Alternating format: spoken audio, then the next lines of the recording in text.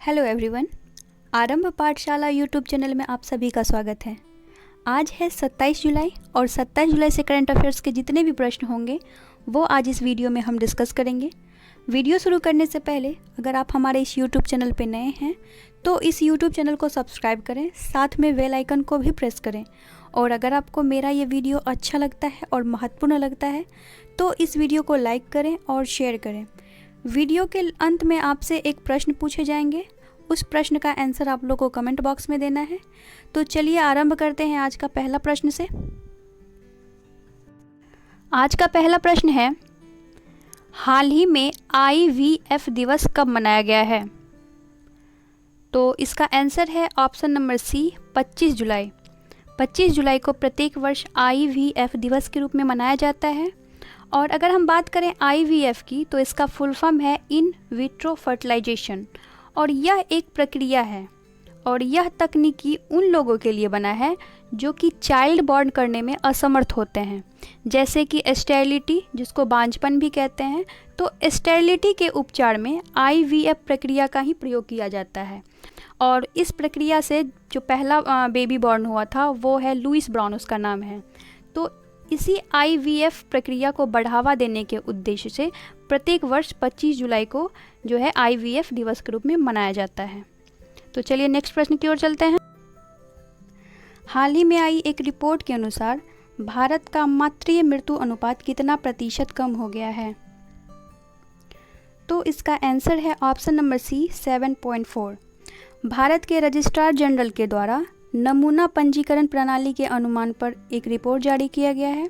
और इस रिपोर्ट के अकॉर्डिंग यह बताया गया है कि जो भारत का MMR है, मैटरनल मोर्टेलिटी रेट, वो 7.4% कम हो गई है। और अगर हम बात करें पिछले रिपोर्ट की तो वर्ष 2015 से 16 में यह देखा गया है कि मातृ मृत्यु दर भारत में 122 थी, जो कि 2016 से 18 में कम होके 113 हो गई। इसमें तो कमी देखने को मिलती है, किंतु WHO और सस्टेनेबल डेवलपमेंट का गोल के अकॉर्डिंग यह उनके गोल के अकॉर्डिंग दुगुना से भी अधिक है, क्योंकि WHO और सस्टेनेबल डेवलपमेंट का यह गोल है कि वर्ष 2030 तक भारत का जो मातृ मृत्यु दर है वो 70 से भी कम हो जाए। अगर हम बात करें राज्यों की तो असम का जो मातृ मृत्यु दर है वो सर्वाधिक है और केरल की मातृ मृत्यु दर सबसे कम है। तो चलिए नेक्स्ट प्रश्न की ओर चलते हैं। हाल ही में किस राज्य सरकार ने कोविड-19 के नियमों के उल्लंघन पर 2 वर्षों की सज़ा और 1 लाख रुपए का जुर्माना का प्रावधान किया है? तो इसका आंसर है option number B, Jharkhand. Jharkhand सरकार के द्वारा कोविड-19 का जो उल्लंघन करता है उसको 2 वर्षों की सज़ा और 1 लाख रुपए तक का जुर्माना का प्रावधान किया गया है। और अब बात आई झारखंड की, तो चलिए झारखंड के विषय में हम जानते हैं कुछ। झारखंड का कैपिटल है रांची और वर्तमान में यहाँ के जो चीफ मिनिस्टर है वो हेमंत सोरेन है और गवर्नर द्रौपदी मुर्मू है।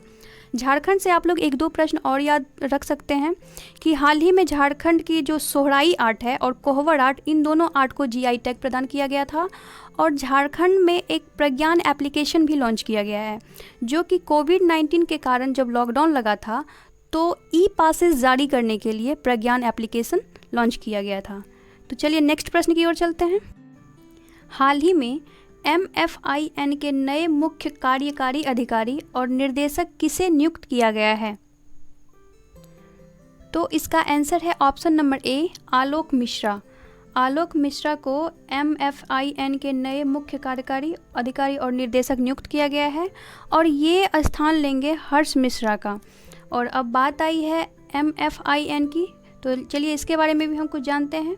इसका फुल फॉर्म है माइक्रो फाइनेंस इंस्टीट्यूशनल नेटवर्क और इसकी स्थापना 2009 में की गई थी। और यह एक भारत में माइक्रो सेक्टर का एक संघ है। तो चलिए नेक्स्ट प्रश्न की ओर चलते हैं। हाल ही में भारत ने कोरोना वायरस का परीक्षण किट बनाने के लिए किस देश के साथ समझौता किया है? तो इसका आंसर है option number C, Israel. Bharat ने कोरोना वायरस के लिए एक तेज़ी से परीक्षण किट बनाने के लिए इजराइल के साथ समझौता किया है। और इस समझौते के बाद इजराइल का एक टीम भारत आएगी और दिल्ली एम्स में कोरोना वायरस टेस्टिंग किट विकसित करने के लिए काम करेंगी। और अब बात आई है इजराइल की, तो इज़राइल का कैपिटल है जेरूसलम और यहाँ की करेंसी है इज़राइल न्यू शेकल। और वर्तमान में यहाँ के जो प्राइम मिनिस्टर हैं वो है बेंजामिन नेतन्याहू। तो चलिए नेक्स्ट प्रश्न की ओर चलते हैं। द पेंडेमिक सेंचुरी नामक पुस्तक किसके द्वारा लिखी गई है? तो इसका आंसर है ऑप्शन नंबर ए, मार्क हॉनिग्सबॉम। तो चलिए नेक्स्ट प्रश्न की ओर चलते हैं। हाल ही में किस अंतरिक्ष एजेंसी के द्वारा 2023 में अंटार्कटिका से एस्ट्रोज मिशन का शुभारंभ करने की घोषणा किया गया है? तो इसका आंसर है option number A, NASA.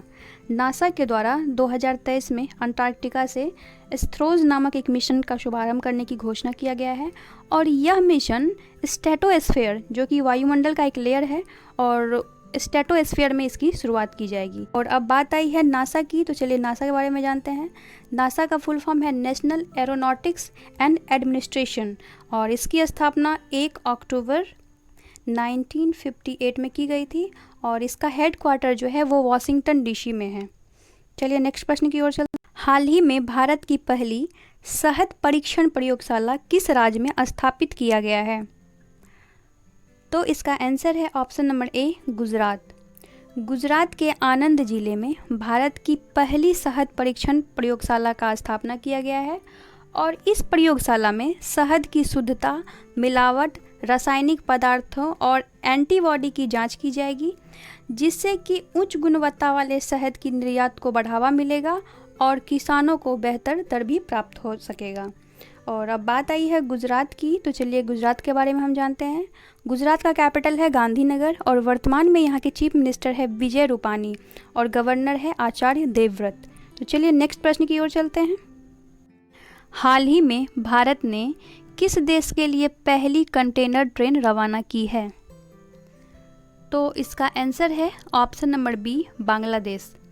Bharat के कोलकाता से बांग्लादेश के बेनापोल स्टेशन पर एक कंटेनर ट्रेन को भेजा गया है और इस कंटेनर ट्रेन में कपड़े, तेल, साबुन, सर्फ इत्यादि सामान को बांग्लादेश के लिए भेजा गया है। और अब हम बात करते हैं बांग्लादेश की, तो बांग्लादेश का कैपिटल है ढाका और वर्तमान में यहाँ के जो प्राइम मिनिस्टर हैं वो है शेख हसीना और प्रेसिडेंट है अब्दुल हामिद। तो चलिए नेक्स्ट प्रश्न की ओर चलते हैं।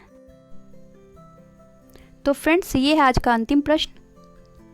हाल ही में किस बैंक ने insta click saving account launch किया है?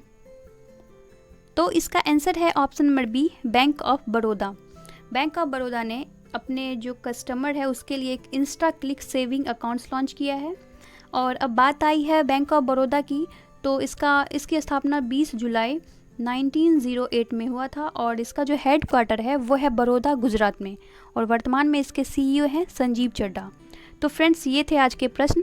चलिए चलते हैं कल के प्रश्न की ओर, जो कि आपसे पूछा गया था।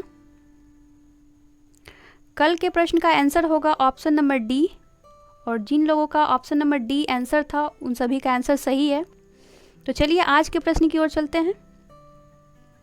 आज का प्रश्न है, हाल ही में भारत का दूसरा राष्ट्रीय स्तर का प्लाज्मा बैंक किस राज्य में खोला गया है? फ्रेंड्स, इस प्रश्न का आंसर आप लोग कमेंट बॉक्स में देंगे। तो फ्रेंड्स, ये था आज का 10 इम्पॉर्टेंट प्रश्न, और अगर आपको मेरा ये वीडियो अच्छा लगा है तो इस वीडियो को लाइक करें और शेयर करें। आप लोग एटलीस्ट 1 स्टडी ग्रुप में इस वीडियो को ज़रूर शेयर करें। और अभी तक आप हमारे इस चैनल को सब्सक्राइब नहीं किए हैं तो चैनल को सब्सक्राइब कीजिए, साथ में बेल आइकन को भी प्रेस कर लें। तो चलिए मिलते हैं कल एक नए वीडियो के साथ, तब तक के लिए थैंक यू।